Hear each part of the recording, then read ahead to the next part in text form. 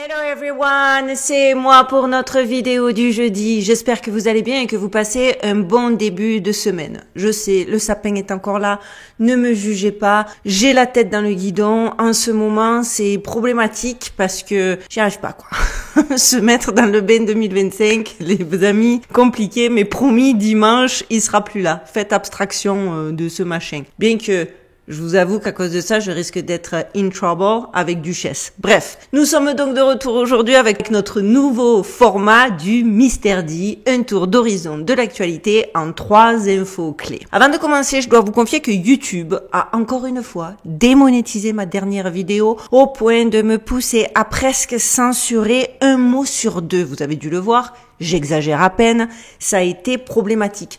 Je me suis couchée dimanche matin à 3 heures, juste avant de vous la poster presque manuellement, tellement il a fallu que je la retravaille pour qu'elle puisse passer entre les gouttes de la censure. En attendant donc de voir ce qui se passe après le 20 janvier, date de l'investiture du président Trump, je vais éviter certains sujets sensibles dans mes 2 prochaines vidéos. J'espère que vous ne m'en tiendrez pas rigueur. Parce que, croyez-le, c'est extrêmement frustrant pour moi de voir mes contenus ainsi frappés par la censure. Parce que clairement, au-delà de l'impact financier, cela signifie aussi que l'algorithme met ma vidéo en retrait, entraînant beaucoup moins de visibilité, donc moins de vues, de ce fait moins de nouveaux abonnés. Et c'est un cercle où, je vous l'ai déjà expliqué, à partir du moment où j'ai moins de retours, où c'est plus problématique, etc., et que ça me prend du temps sur mon temps boulot alimentaire, je suis comme tout le monde, faut manger. Alors, vous comprenez bien que vu le temps et l'énergie que je consacre à chaque vidéo, je préfère attendre un petit peu avant de plonger dans des sujets complexes qui nécessitent beaucoup de recherche, beaucoup de travail, beaucoup d'investigation, beaucoup d'approfondissement, et beaucoup plus lourd, histoire d'être sûr que au moins ils vont pas être mis sur le côté et qu'ils vont faire genre le minimum de vues de ce que je peux faire habituellement. Donc voilà pourquoi, mais quand même. Vous me connaissez aussi, vous savez que je dois donner mon avis. Je vais pas non plus tout passer sous silence parce que il faut que je réagisse. Je suis comme ça. Nous sommes seulement 2 semaines dans l'année 2025 et les événements étranges se succèdent à un rythme effrayant. Depuis le 1er janvier, une avalanche d'histoires incroyables a émergé et tout cela semble faire sens si l'on considère les amis que nous sommes. Maintenant, bientôt, je crois que c'est vers le 27-28, dans l'année du serpent. Période souvent, très souvent, associée à des bouleversements historiques. Parce que oui, sachez-le, détail troublant, si l'on regarde l'histoire, l'année du serpent est marquée par des événements majeurs. L'entrée des États-Unis dans les 2 guerres mondiales, le crash boursier, Pearl Harbor, Tiananmen ou encore septembre 2001, je vous le dis, la liste est non exhaustive, chacun de ces faits historiques a eu lieu pendant l'année du serpent. Ces périodes ont été clairement synonymes de bouleversements profonds. Et aujourd'hui, en 2025, certains pensent que nous pourrions être à l'aube d'un autre grand événement. Alors, pour le coup, lequel? Est-ce que tous ces incidents apparemment isolés vont s'accumuler jusqu'à un point de rupture? Nous allons explorer des vidéos troublantes aujourd'hui, des nouvelles étranges et des phénomènes mystérieux qui vont peut-être nous mettre sur la piste de certaines réponses. Alors sans plus attendre les amis, entrons directement dans le vif du sujet. Accrochez-vous, prenez du popcorn, installez-vous confortablement, on y va.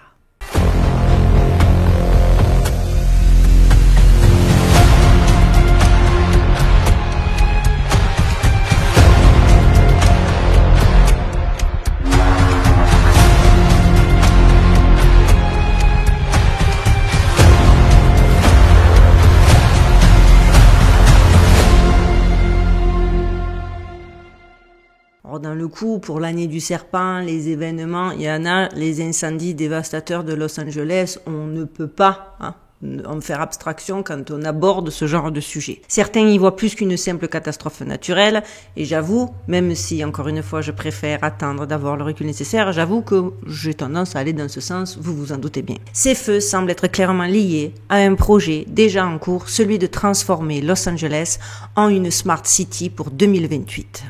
Le gouverneur Newsom a d'ailleurs récemment évoqué un plan Marshall pour reconstruire la ville et les 2.0 en vue des Jeux Olympiques de 2028.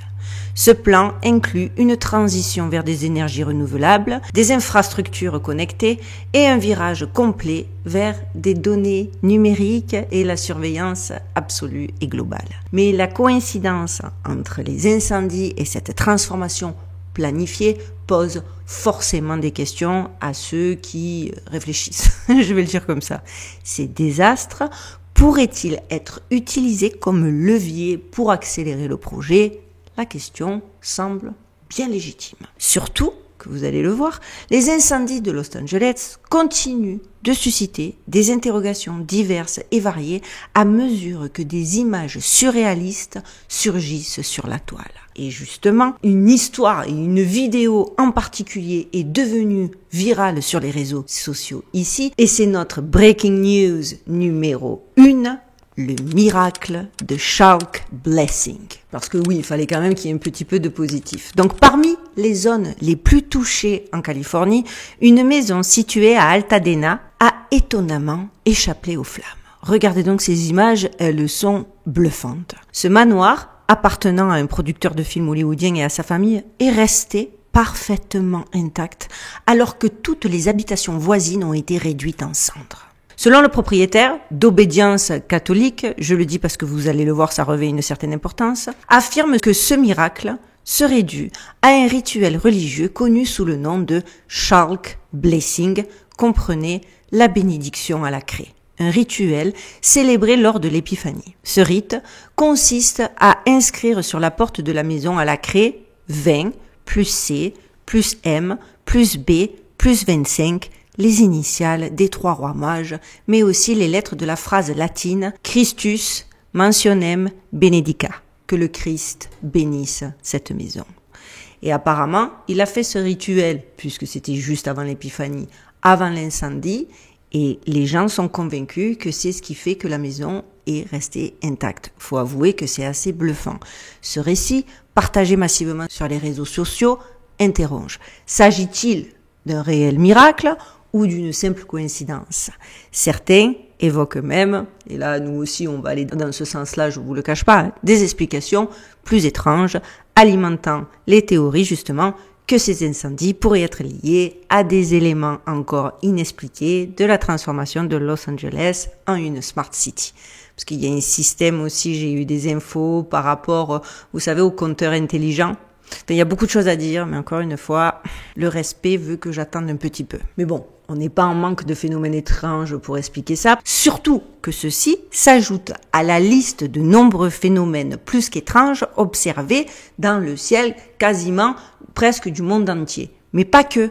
Dans le ciel, des objets non identifiés sont observés. J'espère pouvoir vous mettre toutes les vidéos. Je ne sais pas comment ça va se présenter à l'édition. Soit vous entendrez ma voix, vous verrez les vidéos, parce qu'il va falloir que je trouve une solution. Mais voilà, des objets non identifiés sont observés au-dessus de grandes catastrophes, comme les incendies de Los Angeles ou les ouragans en Floride. Et regardez ce que plusieurs personnes ont partagé sur les réseaux. Alors certains témoins attribuent ça à des cerfs-volants poulpes.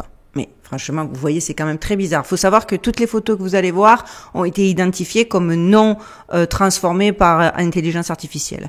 Mais comment expliquer, si c'était soi-disant des vrais cerfs-volants poulpes, comment expliquer leur vol dans des vents violents ou à des altitudes complètement impossibles? Et pourquoi apparaissent-ils précisément lors d'événements majeurs? Et ce n'est pas tout, si c'était tout. Pareil, j'espère que là vous aurez le son parce qu'il y a des bruits métalliques, semblables à des trompettes célestes qui résonnent de plus en plus dans le monde entier, accompagnés de mystérieuses explosions. D'ailleurs, j'avais fait déjà un sujet, parce que ces bruits sont répertoriés à travers le monde entier depuis un certain temps déjà. J'avais fait une vidéo sur le sujet, je vous le mets en barre de description de celle-ci et je peux que vous encourager à aller la voir.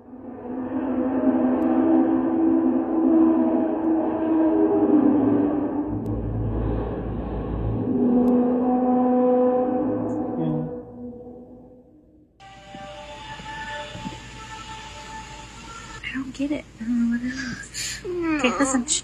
You gotta be quiet. So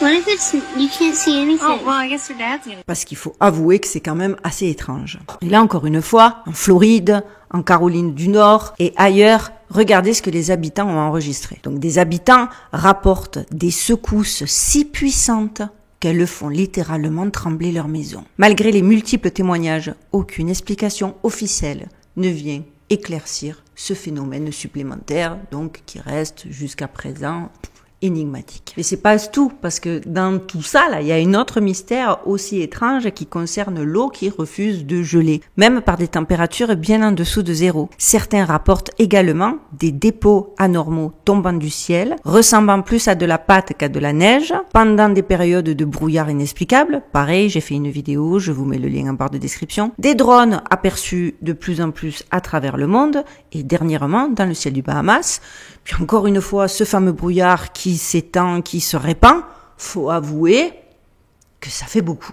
Ces anomalies climatiques, bien qu'inexpliquées, semblent s'accumuler depuis dans un pattern difficile à ignorer. À moins que vous pensiez avoir la science infuse, personne ne comprend ce qui se passe dans le ciel du monde entier. Mais ça, j'espère bien que nous pourrons le développer après le 20, tous ensemble, quand j'aurai réuni assez d'éléments.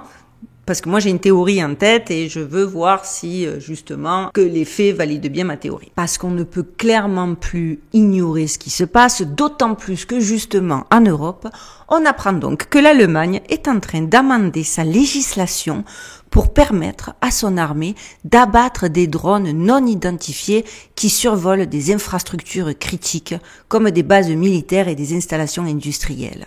Ces drones, souvent insensibles aux brouilleurs actuels, inquiètent les autorités. D'ailleurs, des drones similaires ont été signalés au-dessus des bases militaires en Suède, au Royaume-Uni et même aux États-Unis, notamment sur la base aérienne de Ramstein.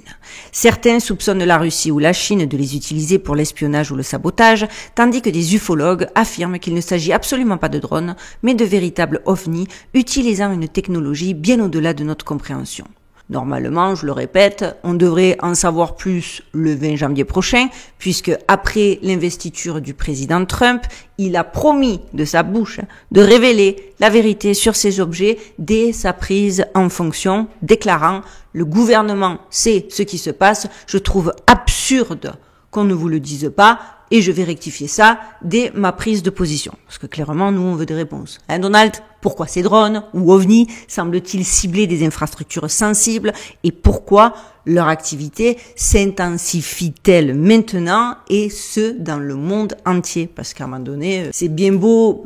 Je connais leurs ficelles. Là, ils attendent juste que ça devienne une normalité et que plus personne ne se pose de questions là-dessus. Moi, je m'en poserai des questions jusqu'à la fin, les gars. Sachez-le. Donc, il y a des gens comme moi, ils vont rien lâcher. Donnez-nous des explications. Nous vivons clairement une époque où la réalité et la fiction se brouillent. Entre l'intelligence artificielle, les drones et les phénomènes mystérieux, il devient de plus en plus difficile de discerner ce qui est authentique de ce qui est fabriqué. Une question demeure, assistons-nous à une série de coïncidences ou à une transformation profonde de notre monde? Et justement, un phénomène récent illustre parfaitement à quel point la technologie progresse et soulève des questions éthiques. C'est notre breaking news number 2, le robot Aria enfin à la vente. Alors une vidéo récente que vous êtes en train de voir nous montre Aria, un robot humanoïde propulsé par l'intelligence artificielle, présenté comme, accrochez-vous, une compagne sociale.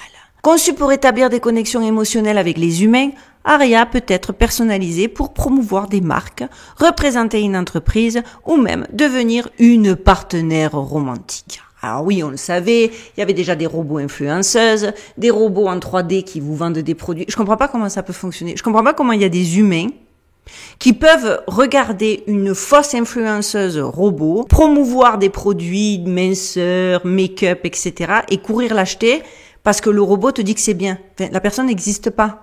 Non mais déjà, ça prouve tellement que le conditionnement, il a été... c'est un chef-d'œuvre de conditionnement parce que comment? Enfin, moi, je vois un robot qui essaie de me vendre un dentifrice en me disant qu'il a pas de carie. Ça va être compliqué pour que je le croie, non?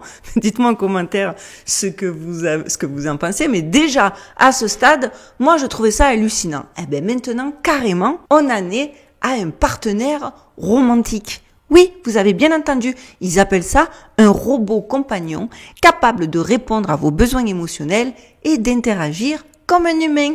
Oui, elle donne parfaitement le change. Et quand ils disent interagir comme un humain, ça englobe, ils ont pensé à tout, quoi. Avec un prix de départ de 150 000 $, Aria reste inaccessible pour beaucoup. Mais ses créateurs prédisent que ces robots deviendront plus abordables avec le temps. Leur objectif ? Remplacer certains aspects de relations humaines par des interactions avec l'intelligence artificielle. Cela soulève forcément une question inquiétante. Dans quelle mesure ces machines pourraient-elles redéfinir nos liens sociaux, voire les supplanter? Parce que quand vous regardez le spot promotionnel et que vous entendez leur argument, ils se basent sur le fait qu'aujourd'hui, par exemple, les adolescents, c'est de plus en plus compliqué pour eux d'interagir amoureusement, socialement entre eux. Forcément. Merci à qui? On le sait, vous les avez enfermés chez eux, vous leur avez fait perdre le sens de ce qui est féminin, ce qui est masculin, la confusion. Comment tu veux que ce soit pas compliqué? Vous voyez comment c'est bien ficelé? Est-ce que vous le voyez? Vous la voyez, la marmotte? Mettre le chocolat dans le papier aluminium? C'est-à-dire, ils ont bien détruit toutes les psychés et maintenant ils te proposent la solution. Bon, c'est compliqué pour eux, alors nous on a créé des supports émotionnels. Voici nos robots 2.0. Mais je trouve que c'est catastrophique. Et du coup, c'est parfait parce que la transition vers notre breaking news number 3, elle est presque logique. L'avertissement urgent de Nafees Ahmed. Alors, Nafees Ahmed, c'est un membre éminent du Club de Rome, de la commission Earth for All sur l'économie transformationnelle et membre honoraire de l'Institut Schumacher pour les systèmes durables et il a lancé un avertissement hyper sévère. L'humanité se trouve à un tournant critique. Merci Nafees. Même sans sortir de Polytechnique, celle-là, nous, on aurait pu la deviner par nous-mêmes. Mais bon, avant de rire, laissez-moi vous présenter, pour ceux qui ne le connaîtraient pas, Nafees Ahmed, célèbre pour avoir prédit la crise financière de 2018, le Brexit et le virage mondial vers les énergies renouvelables. Bon. Donc, on peut pas dire qu'il est complètement largué et on est obligé quand même de prêter l'oreille. Donc, il met une fois de plus en garde contre un moment charnière de l'histoire humaine. Dans un article publié dans la revue Foresight, il affirme que la civilisation est à l'aube d'un bond de géant évolutif, mais cet avenir prometteur est menacé par un déclin rapide et imminent. Selon Ahmed, les prochaines années détermineront si nous progressons vers un système post-matérialiste basé sur l'énergie propre et les technologies avancées, ou si nous sombrons dans une régression mondiale. Il souligne que nos choix actuels façonneront non seulement le reste du XXIe siècle, mais aussi la survie même de notre civilisation. Ahmed conceptualise l'évolution des civilisations en 4 étapes: croissance, stabilité, déclin et transformation.